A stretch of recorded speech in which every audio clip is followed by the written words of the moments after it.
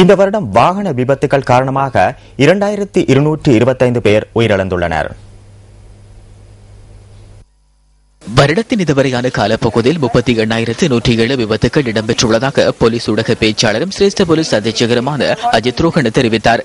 எவ்வாறாயினும் கடந்த வருடத்துடன் ஒப்பிடுகையில் இந்த வருடம் வாகன விபத்துகள் 7 வீதத்தால் வீழ்ச்சியடைந்துள்ளதாக அவர் தெரிவிக்கின்றார்.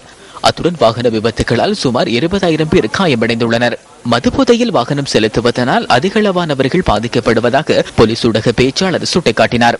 மதுபோதையில் வாகனம் செலுத்தியமையால் ஏற்பட்ட விபத்துகளில் கடந்த வருடம் 111 பேரும் இந்த வருடம் 92 பேரும் உயிரிழந்துள்ளதாக தெரிவிக்கப்படுகிறது. இதேவேளை மதுபோதையில் வாகனம் செலுத்துவோரை கண்டறிவதற்கு பண்டிகை காலத்தில் போலீசாரால் விசேட சுற்றி வளைப்பு நடவடிக்கைகள் முன்னெடுக்கப்பட்டதாகவும் அஜித் ரோஹன் சுட்டிக்காட்டினார். கடந்த 5 தினங்களாக முன்னெடுக்கப்பட்ட சுற்றி வளைப்புகளில் 1500க்கும் அதிகமானவர்கள் கைது செய்யப்பட்டதாக போலீஸ் ஊடக பேச்சாளரும் சிரேஷ்ட போலீஸ் அधीक्षகருமான அஜித் ரோஹன் குறிப்பிட்டார்.